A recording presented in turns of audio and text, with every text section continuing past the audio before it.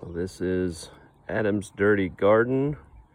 This will be the first video, just an introduction into the garden itself, and then what I've started calling just a dirty gardening technique. And really all it is low input. I wouldn't say there's tons of work that goes in once it's established, and not tons of maintenance. As you can see, I'll let stuff overgrow. There's my new broad fork right there. I'll get into that towards the end. But this is an herb spiral that is now just kind of overgrown with everything that's kind of just accumulated through the years. One of the things that's really cool is that I put in some logs here a few years ago. You can see there's some mycelium in there, and actually some turkey tails that are now coming through. So they're decomposing the wood. Things will eat the wood, things will eat the mushrooms, and then other things will eat those things, and so on as things get bigger and bigger. And then they just all kind of contribute to the overall ecosystem in the garden, and contribute to really just a healthy soil. So this is my first year putting in mushroom compost, and those are some alpine strawberries, Alexandria strawberries. And I've got various trees all throughout. So there's some cherry trees, that's an almond tree. Another area that's just nice and overgrown, so that provides a habitat for birds, rabbits, frogs, snakes, all the stuff. Here are a couple beds that I attempted to do a cover crop in. There's a little bit of grass growing in there, but the finches decided that they would rather have all my seed than me having any cover crop. So I've gone and put in the netting to keep them away, and so far it seems to be doing a lot better. They actually went right through my row covers. They actually started ripping it open and crawling inside. And here's just a bunch of leaves I get from one of my neighbors up on the hill. And again, it just goes back to keeping the ground covered as much as possible, and also providing habitat for all the various forms of life that I want to keep in the garden. And this is just a bunch of onions.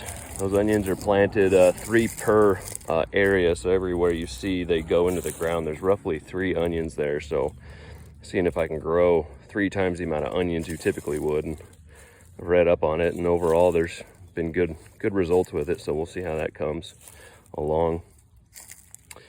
And then throughout this area there's various types of garlic all throughout. Some of these are my, I think, 5th year growing them. I just save them every year and just keep growing, and overall they do really well. And that's Argos. And in this area you'll see there's a bunch of various brassicas that have gone to seed. They're bolting, and there's some mustard right there getting ready to bolt. I still keep all the plants in the ground because I want to keep that living roots in the ground as long as possible before I put the next stuff in, so all the organisms and stuff that are in there don't just lose out. So a lot of times by just removing the plant, you're removing that whole network of all the good stuff that you've established by growing that plant. You see there too, there's a bunch of grass. That's going to be something I'm going to try to tackle this year. Not by disturbing the soil so much, but hopefully just by covering it with some plastic, and basically just smothering it. So again, a lot of trial and error. As the description is in my channel, it's trial through education and error. A lot of the times you think it's going to work out, and Mother Nature says it's not going to be the case that year, so you just keep going. And that's a big pile of mulch I get from a local tree company as they do work up on the hill. They will bring it over and just drop it off, so I use it in the garden again, just to keep things covered as much as possible. We also use it all over the property just so it cuts down on the amount of maintenance we've actually got to do. And then some various things I put in this year. The bunnies completely demolished my winter garden, so that's where I finally went and got the row covers, or the netting. So that's been keeping them away, and so you see the peas are actually growing again. And there's some arugula and some cabbage throughout this area. Along this fence line, I've got some grasses that I put in, again, to provide food for the soils or food for the organisms in the soil. But this is going to be a kind of a perennial bush area, so raspberries, blackberries, boysenberries, whatever kind of berry I end up getting in there. I've got a bunch sitting outside the garden right now.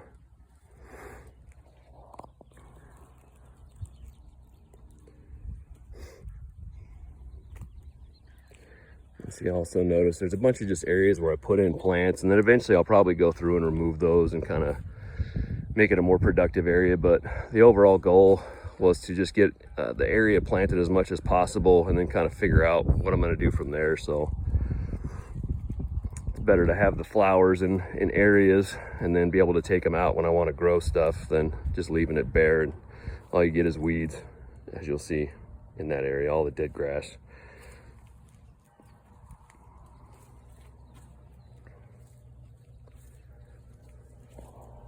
And so this will be my first attempt at using that black plastic there.